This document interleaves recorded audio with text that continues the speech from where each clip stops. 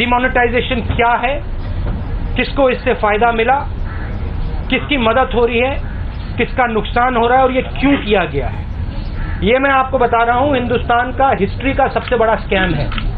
GST बिल्कुल fail है, मगर ये सिर्फ फेल नहीं है, ये एक आक्रमण है गरीबों पर, स्मॉल एंड मीडियम बिजनेसेस पर। This is a breach of the Official Secrets Act. The Prime Minister, who is the only other person who knows about this deal, has informed Anil Ambani. The Prime Minister is acting as Mr. Anil Ambani's middleman. देखिए, जो मैंने Covid app के बारे में बोला वही PM fund के बारे में बोल रहा हूं। उसकी ऑडिटिंग होनी चाहिए, क्लियर होना चाहिए किसने पैसा दिया, कितना पैसा दिया और किसको दिया। आप क्लियर कर दीजिए, ऑडिट कर दीजिए, कोई प्रॉब्लम नहीं। The result is that the lockdown in India is not going to do the job that it was supposed to do, and I am confident that you will now see an increase in the disease profile. Instead of seeing a collapse of the disease, you will now begin to see, as the lockdown opens, an increase in the disease profile. The single biggest strategic goal of India's foreign policy has been to keep Pakistan and China separate. This is fundamental for India. And what you have done is you have brought them together. Mark my words, take it from me, these laws, the government will be forced to take them back.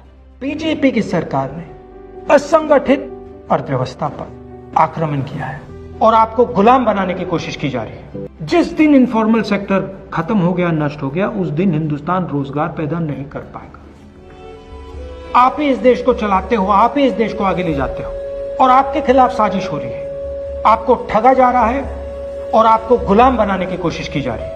Adani जैसे लोग हैं जिनकी आंख आपकी जमीन पर, आपके जंगल पर और आपके जल पर है, और ये नरेंद्र मोदी जी के खास मित्र हैं। जो भी कॉन्ट्रैक्ट हिंदुस्तान की सरकार देती है, जिस भी कंपनी को देती है,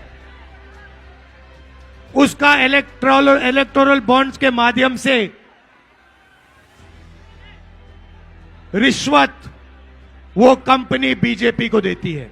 जिनको मोदी जी अपने मित्र कहते हैं, ऑर्डर दिया, सुनो, इस बार गले नहीं लगेंगे, इस बार नए टैरिफ लगाएंगे। वोट चोरी हो रही है और अब हमारे पास ओपन एंड शट प्रूफ है कि इलेक्शन कमीशन वोट चोरी में इन्वॉल्व है।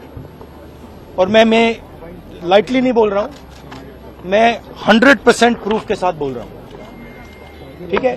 और आप सबको पता लग जाएगा, जैसे ही हमने ये रिलीज किया, पूरे देश को पता लग जाएगा कि इलेक्शन कमीशन वोटर चोरी करा रहा है। मुझे कहते हैं सही बात बोलने के लिए माफी मांगू। भाइयों और बहनों, मेरा नाम राहुल सावरकर नहीं है, मेरा नाम राहुल गांधी है। मैं सच्चाई के लिए कभी माफी नहीं मांगूंगा, मर जाऊंगा मगर माफी नहीं मांगूंगा।